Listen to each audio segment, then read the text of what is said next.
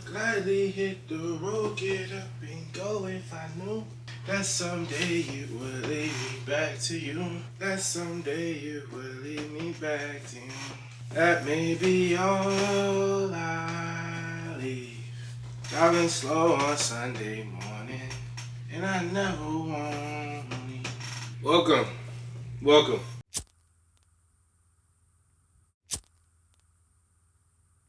So I don't know how many books there is in this video, but this is a book haul. But these are all the books that I've gotten as of recent that I can remember from like thrifts, Barnes & Noble. Some of these are used, some of these are new, library sales, like all that stuff. I want to hold them, but I meant to put them down. Unfortunately, you guys can't see this far down. But obviously, I'll show you guys, like I'll hold it up or put a picture on the screen or something. Right, before we get into it, I absolutely love you guys for watching any of my videos. Once again, we just hit 10,000 followers recently. That's like insane to me. Especially on YouTube, but that's a lot of people. 10,000 people is a lot of people. Truly thank you guys for watching anything I do.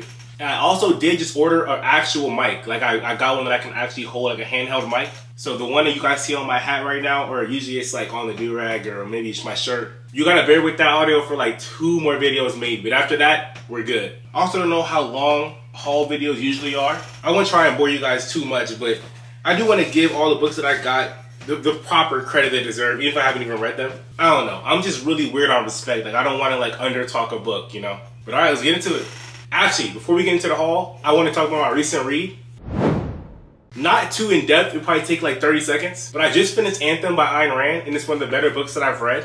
I know she gets a lot of slack for her ideology, that she was super individual, that she was almost egotistical. Well, very egotistical, honestly. And she was super against collectivism, but I've only read Anthem. I haven't read Atlas Shrugged or Fountainhead or anything. And I do plan on reading those, honestly, not because I agree so much with what she said, but I think she's a very good writer. And I also read a lot of commentary on this book, and a lot of it's talking about how she over-exemplified what collectivism wants.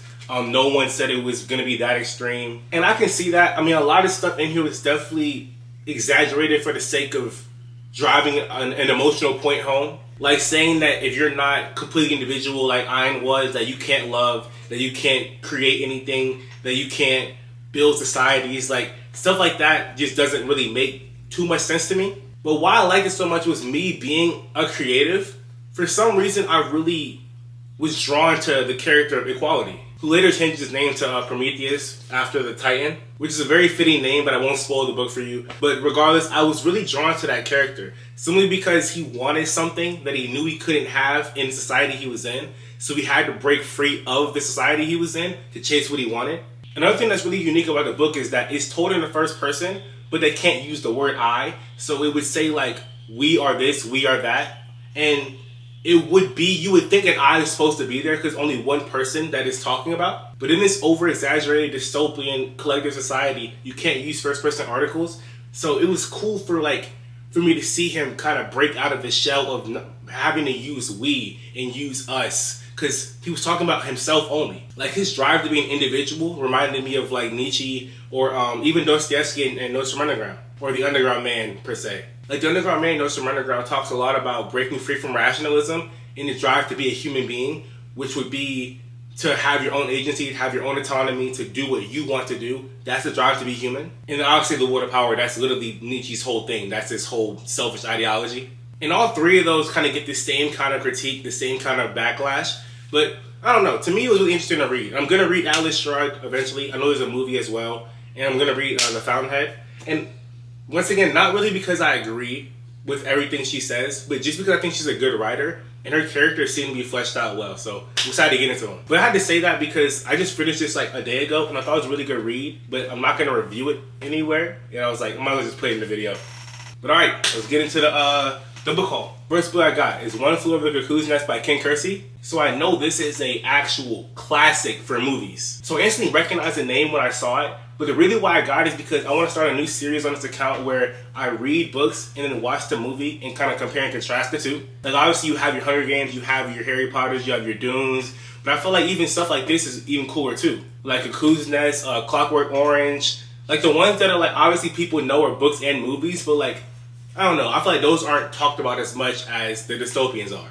And there's probably so many movies I didn't even know were books. So I feel like if I start that series, it could be cool for me to, for one, up my cultural knowledge, and for two, I feel like it'll be entertaining. So I might do it. I also just wanted to read it because for some reason I'm interested in books about psychosis and more psychological topics. Like, y'all know my favorite book of all time is The Bell Jar, and like I've read Girl Interrupted, like I've read all the just stuff like that in that realm. For some reason it's interesting for me to read, so I had to pick this up for sure. Next book, Mere Christianity by C.S. Lewis. So apparently this is probably the staple outside of the Bible for Christians to read. As you guys know, I've said it a million times, but I'm very religious, I'm a Christian. So I just felt like I had to read it. I think it was about time. I also didn't really get into the Bible like I am now until like 8-9 months ago. But throughout those 8-9 months, people always told me to read this because apparently it was like a really good entryway to just faith itself, what it truly is, and like different aspects of your life. And I've read Self-Examination by Soren Kierkegaard, which apparently is kind of like this book, just more philosophical. And honestly, I got a lot of value out of that. So I don't know which one will be better. I might compare and contrast the two in some interlude in some video down the line. But how I see it now, I might like Self-Examination more simply because I'm more of a philosophical thinker. My mind kind of works in paradoxes. It's kind of weird. But I'm very excited to get into this for sure. I've wanted to read this for a long time. Next book. Oh my gosh, finally got it. Autobiography of Malcom X. So I know a lot about the civil rights movement. I know a lot about my history, but I've always just known a little bit past the surface level. Like, I haven't really drilled into these topics the way I should, and I feel like starting with Malcolm X makes the most sense. Because obviously I know the most about King just from school, and I've done a lot of research on King on my own. But King is the one that's always not been force-fed to us, but we've known about King since we were like children. And I feel like a lot of Malcolm X's ideology and what he believed has either been given to us falsely or guised with something. So I felt like it was time for me to read the autobiography. I heard it was a very powerful text, and also my aunt's probably the biggest fan of this book, and I had to just pick it up for her. I also think it's going to be the family book club book for this next upcoming week. We just finished our last book, 57 Blessed. That was a pretty good book too. But I'm excited to get into this one for sure. I also want to get into the Panthers soon. If you guys know any text on the Panthers, let me know about that. I haven't really found any that have been notable. Like, I found a lot of books on the Panthers, but I don't know if there's like one like major text. So let me know if you guys know anything about that. Next book I have is the Peloponnesian War, or the history of it. Two reasons why I got this. For one, I knew it was the war between Athens and Sparta, which is like one of the more known wars coming out of Athens. And I know Sparta won the war. When it comes to history, I love Athenian history. I feel like Athens has some of the best, most rich history on the planet. But I know this is the war that really kind of ravaged them. Well, ravaged both sides, but I know Athens lost pretty badly. I also just want to get more well-versed in history because once again, I have a really good memory. It's almost like weirdly good sometimes. So I can like plot point a lot of historical like facts, but I want to like drill into some of these facts more so I can talk about it for longer and kind of get more information on it, at least more articulate, you know? And I'm also like obsessed with Greco-Roman history. To me, it's just so interesting. Second reason why I got it is a penguin. If I ever go to a thrift store and I see a penguin, 99.999% chance it's coming home with me regardless of what it is. Penguins never fail me. I've never read a bad penguin book ever. Hopefully I get big enough to have a sponsor with Penguin. That would be the craziest. Oh my gosh.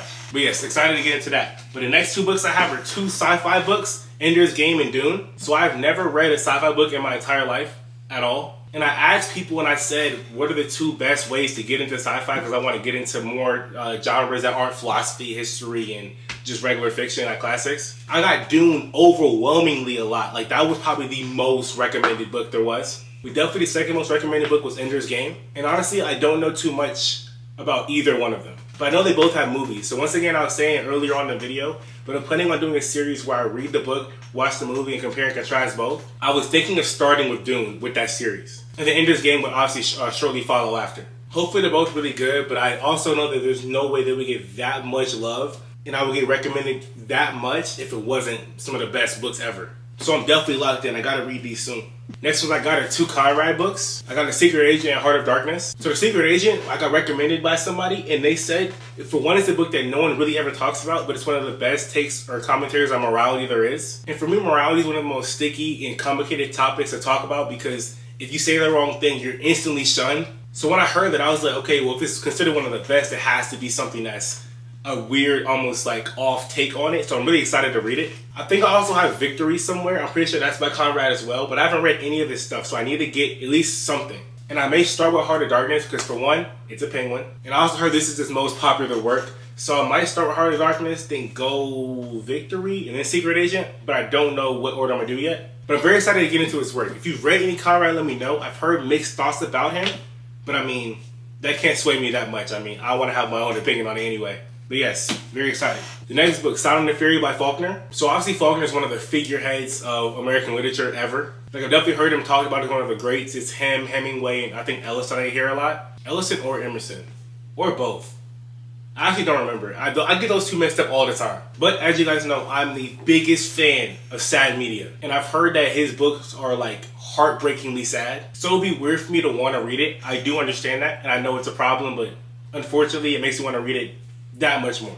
I have this as like my second or third in my TBR right now. Like I think I'm gonna read No Longer Human as my next fiction. Brothers Karamazov, which is the big one. I'm so excited for that. And then Sound and Fury after that. It's crazy because I'm also not a big historical fiction fan. And it's crazy because I'm also not even a big historical fiction fan. Like I've never really been like I don't know, for some reason it's just not interesting to me. Like I'm sure they are when I start reading them, but like for me to get into it, it's kind of hard. That's kind of what's been swinging me away from War and Peace a little bit.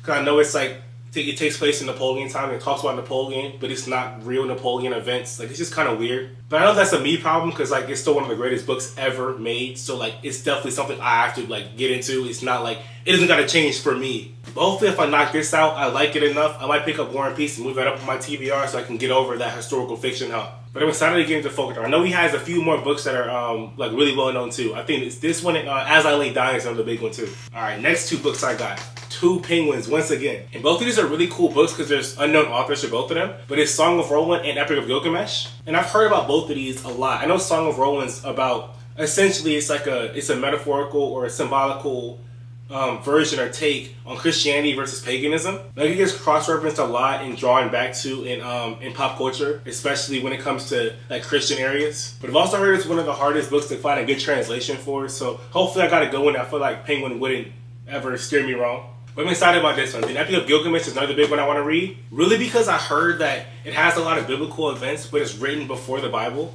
So I really want to get into that and see what that's about. Like I know it's the first epic poem there is, like before Iliad, Odyssey, and Aeneid, and Divine Comedy for that matter. So I think it's before all those. And apparently I heard it was preserved on like clay tablets like 4,000 years ago on some crazy like excavating type of like they found just some crazy stories, crazy backstory.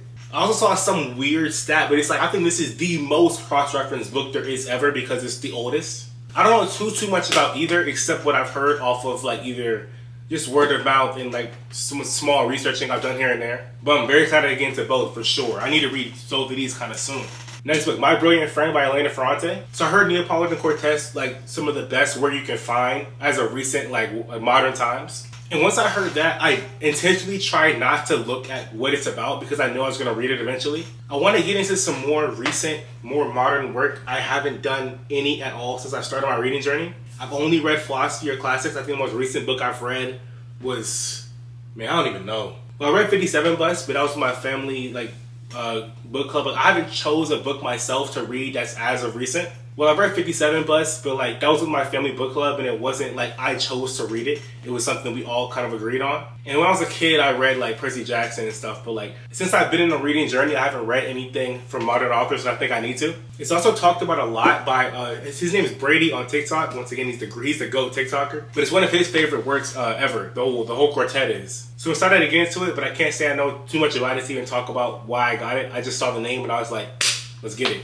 But yes, excited to get into this. Next book I have is Kokoro. I don't know. I know who it's by, but I can't pronounce it. I think it's Soseki, but the O has like a line over it. I don't want to mispronounce it. Now, once again, got it because it was a penguin. Don't know anything about this book at all. So my Goodwill has like color days. I think it's every Goodwill actually. But it was half off to get there, so I think it was like 99 cents. I was like, Penguin 99 cents, it's coming regardless of what it is. I've never heard anyone talk about this book at all. I've never heard anything about it. I looked it up and I think it had like 3 reviews. Like it's one of those books that no one doesn't really know. So I may have found a hidden gem. I'll read it and let you guys know. He's a Japanese writer, and for some reason I absolutely love Eastern literature. Now obviously all my Eastern literature has been in ancient times. Like I love all the Confucius, like I've read the Analects. I love Tao Te Ching, the Taoist literature. Tibetan Book of the Dead, I just started picking at that a little bit. Then you have like the strategy books, The Art of War, Book of Five Rings. Like Eastern literature is literally, bro, it's the best. So I know it's not going to disappoint when it comes to the more poetic type of structure and then the word choice, because that's always amazing over there. But hopefully the story is good. I'll let you guys know. Next book, Pride and Prejudice, Jane Austen. This book I may have showed you guys. I think I got it a while ago, but I can't remember, and I feel like it's too cool not to show just in case. But this cover is so cool. Like, look at this cover. You can see that? Hopefully you can see that. I know it sounds crazy to say. I have not read a single Austen book. Like, I can tell you all the names. Like, I know Pride and Prejudice. I know Sense and Sensibility, Persuasion, Emma, Northanger Abbey. Like, I know them because they're talked about so much. And I heard that she's, like, probably the most well-renowned author ever outside of, like, who? The Shakespeares? The Dickens? Like, her name is synonymous with literature. It's crazy. And I already had a Pride and Prejudice copy. It was the Barnes & Noble's edition. I can actually get it real quick. Like, I have this copy. This is the one I had earlier on. But I still haven't read it. I know I had a plan on reading it earlier on in my reading journey. But I kind of got dissuaded whenever someone said there's no quotation marks and it doesn't really tell you who's talking. And I was like, how am I going to read this so early on? Looking back, I feel like I probably could have done it. I mean, I could definitely do it now. So, I mean, I haven't grown that much. But I'm excited to get into it. I don't know where to start with Jane's stuff. I have Sense and Sensibility. I have Pride and Prejudice. Don't have Emma. I think I have Persuasion somewhere over there. I have Northanger Abbey. I have one of those three. Just let me know which one to read first, and I'll try to pick that up soon. Next book, Great Gatsby. So I've already read this. I read it in high school, and I remember almost everything about it, which is really rare, because in high school I did not pay attention at all. I also love the movie. Obviously, Leo's like probably my second favorite actor, maybe? Don't quote me on that. But I do love the movie. I think it was a pretty good depiction of the book. And the book's obviously a classic. But I really just got it because, one, it was like $1, and I also just didn't have a copy of it. This is definitely going to be a book that I lend out. Because people ask me about like where to start with the reading a lot. And I feel like Great Gatsby's a good starting point. So now I have the book to kind of like lend out to people if they want to start reading. I have a few books like that. Like, I have 2 copies of The Alchemist. I have 2 copies of Plato's Republic. I now have Great Gatsby. Like, there's definitely books I have that I literally have to give out to other people. So the next person that asks me about where do I get started reading, they're getting this for sure. And the next book I got is the Oedipus Plays. So it's crazy because I really talk about literally the most random like histories and myths on my account. I'll just sprinkle them in sometimes. So you guys have heard me talk about Oedipus before. I think in the Dorian Gray video, if I'm not mistaken. But it's one of my favorite Greek stories of all time, or at least the Oracle stories. But when he was a kid, the Oracle told him that he's going to end up marrying his mother and killing his father. So he goes to like a far off land to basically outrun his prophecy. And he lives a long time before anything happens to where the prophecy gets revealed to him. But he ends up marrying his mother and killing his father. Absolutely madness story, especially whenever you read it in Ovid's words. It's actually amazing. If I'm not mistaken, I'm pretty sure these are the 3 plays that depict everything I just said. Like, obviously, when it comes to Ovid's, I'm pretty sure it's in the Metamorphoses, but he just tells the story without any breaks in the plays, and he doesn't flesh out the full stories of the 3. But Oedipus the King, Oedipus that colonized, and Antonio, I don't know how to say the last one. But I know those are the 3 plays that make up the entire story. And I finally found them in this cool, like, orange book. I don't even know. I've never seen any... Who's the publisher? Plume Publishing. I don't know. These are cool books, though. But I'm excited to get into this, even though I already know the story. But I want to read it more in depth. Very excited for that one. I love Greek myths. They're so cool. Next book I got, another classic, one that I finally got my hands on, Scarlett Letter, Nathaniel Hawthorne. This is another one that I got recommended a lot, so I don't know too much about the story because I intentionally do not try and engage in anything where they talk about the plot. Like, once I know I'm going to read something, I don't want to know anything about the story, don't tell me. But I know it's one of the most renowned classics there are. Like, people talk about it a lot and they have it in very high regard. And it's also another one that's referenced in pop culture a lot, but I don't know too much about, like, what it's about, unfortunately. Like, I know it deals in societal constraints and pregnancy, forced pregnancy, I think. That's really about all I know, though. Like, I know, like, the brief summary. But I'm excited to get into it. It's also an Everyman's Letter publisher, and I also get these a lot, too. Not as much as Penguin, but I do get those. This next book I got was free with my purchase. I don't even know what it's really about, but it's Oprah's book club, so it's got to be good. But it's A Million Little Pieces. It's by James Frey, and I think it's a non-fiction book, if I'm not mistaken. Oh, it's a memoir, actually. It's a memoir. Oh, crazy. I just read the back. I think I just got it because I have Oprah's book club on it. But it literally says it's about, this is Frey's acclaimed account of his 6 weeks in rehab. That's probably super interesting. What? I might read this soon. I didn't even, hold on. Did I just find a gem? I already said it earlier in the video, but I'm really fascinated with sanity. Like, the line the human mind has to cross between sane and insane. To me, that's so interesting. And I know rehab is because of drugs, but like, I don't know. To me, like, all that rides the same kind of line. And I'm just really fascinated with the human mind. And addiction is something that's super interesting to me. Like, I know we're all addicted to small things throughout like our daily lives. Like pretty much all habits are addictions. Like you could say we're all addicted to brushing our teeth, or like we're addicted to showering at a certain time every day. We're addicted to food. Like you could say that stuff, but like I want to see how addiction can form to something that's not healthy for you, to where like, you feel like you need it every day. To me, that's super interesting to like get into, and this book actually might help me. So I'm glad I picked this up. Shout out Oprah's book club. That's actually elite. Next one I got, The World of Wars by H.G. Wells. If I'm not mistaken, it's also a movie. I think I've seen the name before. For one, got it because it's a cheap penguin. Always have to get those. And it's another sci-fi book. I remember I told you guys earlier on about Dune Ender's Game that I wanted to get into more sci-fi. But this is a classic, I'm pretty sure a classic sci-fi book, older than Dune and Ender's Game. So I want to get to this maybe first. I don't know what I'll do yet. I'm pretty bad with like organizing my reads. But I'm excited to get into it. Also, once again, for the series I'm planning on doing for the movie versus book adaptation, excited to get into it for sure. Next book I got here is Secret History by Donna Tartt. So I know she's really well known for The Goldfinch, and I've seen that movie as well. Unfortunately, I didn't really like that movie too much, but that's besides the point. I'm very excited to get into this because it's a modern author, it's a modern work, and it's like super well acclaimed. Everyone I've heard that talks about this book says it's one of the better books they've ever read. I've heard it's dense, I've heard it's harder to get through at certain points. It's like slow, drags on a little bit. But I heard it's also like dark academia and like there's philosophy in it. It mentions a lot of like Greek myths and other stories. Like I feel like it's right up my alley. Someone also messaged me on Instagram DMs one of these. I don't know when that was. It was a minute ago at this point. But she told me to read this. And I tried to find it, the book in my bookshelf, and I couldn't find it. So I was like, okay, I'm going to get it again. So I went and got it for like $6 at my bookstore, and I was like, okay, now I have to read it. So I plan on reading this relatively soon, maybe after the Faulkner books, maybe after Sound and the Fury. I don't know. Don't hold me to that. But I'm very excited to get into this. I really hope that it kind of sits with me the way it sits with everybody else, because once again, I've never heard, at least for a recent book, one that came out relatively soon in modern times, that, dude, I haven't heard this much love for a book since like Percy Jackson and Lightning Thief.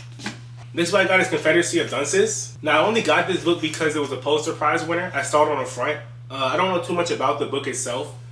I can't say I've ever heard anyone really talk about it. I think I've heard it maybe 1 or 2 times. But for some reason, I've always been inclined to pick up some Pulitzer Prize winning books simply because of like the name. Like that's a really well-established award to have next to your book. So this has to be good. There's no way you read it and don't like get something out of it. I wish I had a better copy though. I saw a better copy in the bookstore, and a crazy story.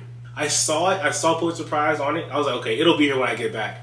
I walk away, turn around, and it's literally not there. So now I have this copy. It's like, you can tell it's like a reprint. Like it's not really, it's not the copy that I wanted. But the book itself is the same, so I should be straight on that. But if I find a better copy, I'm for sure getting that one. Oh yeah, if you read that, let me know how you like it, because once again, I haven't heard too much about it. I just know it's a Pulitzer Prize winner, and someone's had to read it out there. You guys have read every book.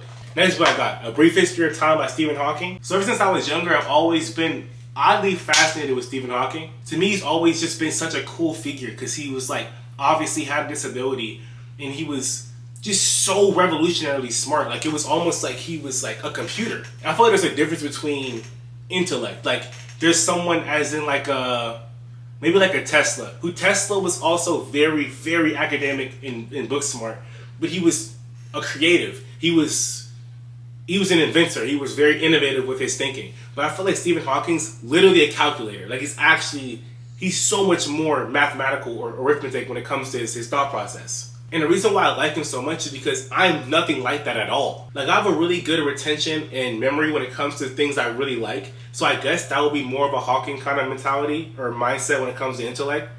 But I'm much more of a creative thinker. I'm much more of an innovator when I try to create my own ideas. But when it comes to people like Stephen Hawking, I envy them so much because it really takes them like 2 minutes to solve the most complicated equations. Like people like Newton, Hawking, Pythagoras, like all the ancient Greeks, like they were so smart that their brains like almost outthought the time period they were in, and they had to create math to keep up with their mind. Like their ideas were so grand when it came to mathematics and like how the world works, time works, space works, matter works, that they had to create fields of education to keep up with their ideas.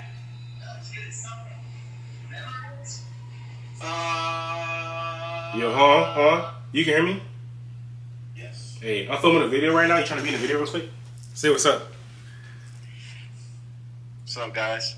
Now I'm gonna call you in literally 7 minutes. I'm almost done. I bet.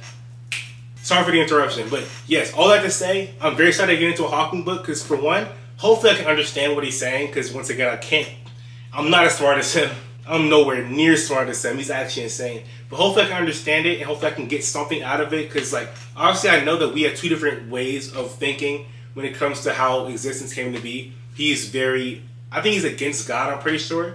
And I think everything was created through God. So I know we're not going to agree on that, but I feel like just off of me trying to seek wisdom and truth, I have to read Stephen Hawking. Super excited to get into that. I think he has more books too. I'm going to probably pick those up as well. But the last books I have here is someone that recently became one of my favorite people in history. But I have the complete essays from Michael D. Montaigne. And then this is another essay he had, but this essay is in this book. So I got this one first, then I found this, so I don't really need this anymore, but it's just cool. I also want to keep this one selfishly because it has my favorite painting on it ever. It has Melancholia 1 on the front. I'll probably show you guys this and then put the picture up somewhere else, but I